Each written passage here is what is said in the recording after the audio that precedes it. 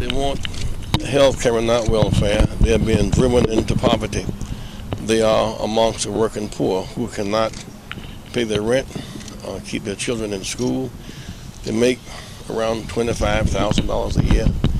They've been offered a health care deal that would be like $11,000 to $12,000. Almost half of their wages would be in insurance. It's obviously unacceptable. We'll meet with the management here today. To meet with the Mr. Dillon, the head of the whole operation. But you're talking about 62,000 workers, maybe 300,000 people will be affected by this. So it's a huge issue. So clergy persons here, Dr. Karenga, Reverend Lee, Dr. Karenga, the rabbi, NAACP, SCLC, we've all come together to address an issue. I hope we want more Ralphs to stay on the conditions that's fair, conditions that are just. And around the nation, we see this whole thing of driving working people into poverty. It's sort of a bad time when the economy is the way it is to ask people to go out on strike. Well, we're not seeking the strike. We're seeking just working conditions and a just and a livable wage. People want to work. They want to get paid for their work. They want to get benefits for their work, get health care for their work. It's astonishing to us that we can find the resources. They keep bailing out the richest Americans. We did a deal with the Bush tax cut extension in December. The richest 1% of Americans amount to more money than all the state budget deficits combined. We see an increasing scheme where the more wealth for fewer people, more wars, and more working poor people. These people want to work, and their back should not be pushed against the wall. Reverend, we're going to meet with the management now, and then we'll come back and give you the result of our meeting. Yes, last one. the management here says that they don't know where you get that figure. They've asked the workers to pay $9 a week for single coverage, $23 a week for full family coverage. Right now, half the workers pay $7 and $15. And if you do have a strike, are you not driving people to non-union supermarkets, Target, Whole Foods, Trader Joe's? You're using the word strike. We're using the word, we want fair wages and benefits. We want health care, not welfare. So we're not meeting to strike, we're meeting to work under conditions that's acceptable so people can work and work their way out of poverty. We want an incentive to work and be able to sustain our children and pay rent at the same time. But they took a strike vote and they approved the strike. Isn't there a threat of a strike? Well, workers have the right to use every lever they have, but the issue here is not to fight, it's to work. It's health care and the cost of health care that's driving people into a hole. These workers have children in school.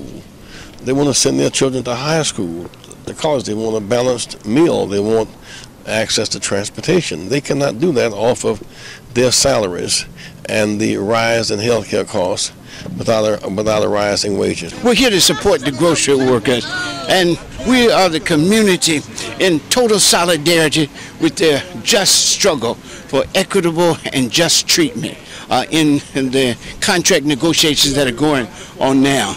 And we hope that we can make this work because we have at least 300,000 people involved, 62,000 workers. If you just add 5 per family, you got over 300,000 people working. And they're asking them, out of a $25,000 average salary, to pay $11,000 out of that for health care.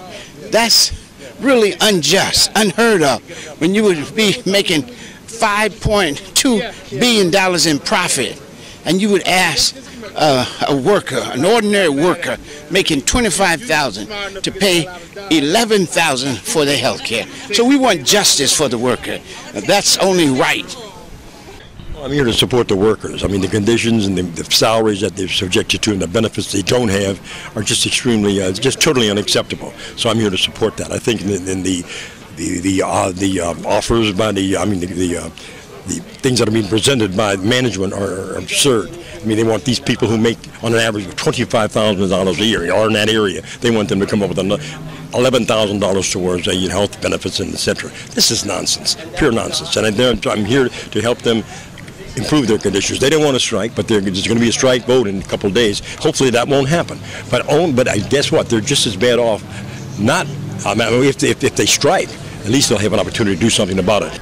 But it's the same kind of disparity when you talk about the wages of African Americans and the wages of those within our communities, and we need to support and protect their benefits. The workers have fought hard to get to this point, and now when they make $25,000 a year and they're being asked to contribute what amounts to about half of their salaries for their health care, it's incredible. It's incredulous. And we're here to support. We're grateful that Dr. Jackson, Rev.Jesse Jackson, came to town. He was here in 2003 and he's back now in 2011, shining light, exposing the disparity, and speaking truth to power. There will be a follow-up meeting with decision maker for Ralphs and Bonds and Albertson. This company is very profitable, $250 million in bonuses. We intend to have an escalated mass meeting or action on the 29th. It'll either be mass demonstration or mass celebration of a contract. They've been without a contract now since March. These workers want to work. They want job security.